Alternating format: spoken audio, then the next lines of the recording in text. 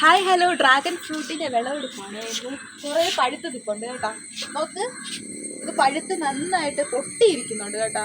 ഇതിൽ കുറേ ഉറുമ്പൊക്കെ തിന്നൊക്കെ വെച്ചിട്ടുണ്ട്. എന്തായാലും നമ്മളിത് പറിക്കാൻ പോവുകയാണേ.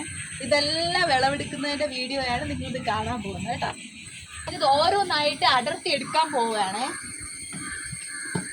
നല്ല മുള്ളാണ്, കയ്യിലൊന്നും കൊള്ളാൻ സൂക്ഷിച്ചു. അപ്പോൾ ഞാൻ ഒരെണ്ണം എടുത്തിട്ടുണ്ട്. ഡ്രസ്സിലേക്കൂടെ ഞാൻ ഇത് പൊട്ടിച്ചെടുക്കുവാണ്. ഇത് കുറച്ച് വലുതാണ് കേട്ടോ. ഉള്ളതിൽ വെച്ചിട്ട് നല്ല വലുതാണെന്ന് തോന്നുന്നത്. ഇനി അങ്ങോട്ട് പോവാമേ. നോക്ക്, നമുക്ക് അടുത്തതിലോട്ട് പോകാം.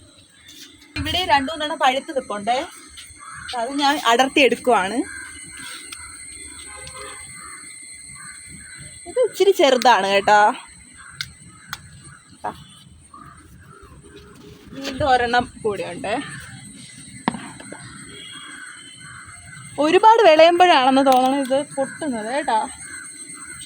എല്ലാവരും കഴിഞ്ഞ വീഡിയോയിൽ പറഞ്ഞ് നന്നായിട്ട് പഴുത്തിട്ട് പറിച്ചൂടെ. നോക്ക്, ഇതിൽ ഒരെണ്ണം മാത്രമേ ഉള്ളൂ കേട്ടോ. ഒരു പൂവ് നോക്ക്, ഒരു പൂവ് നന്നായിട്ട് വിടർന്നു വരുന്നുണ്ട് കേട്ടോ. ഇത് പോയിട്ടാണ് കായാവുന്നത്. അപ്പോൾ ഇത് സെറ്റ് ചെയ്യുന്ന ഒരു വീഡിയോ ഉടൻ തന്നെ നമ്മൾ ഇടുന്നതാണ് കേട്ടോ.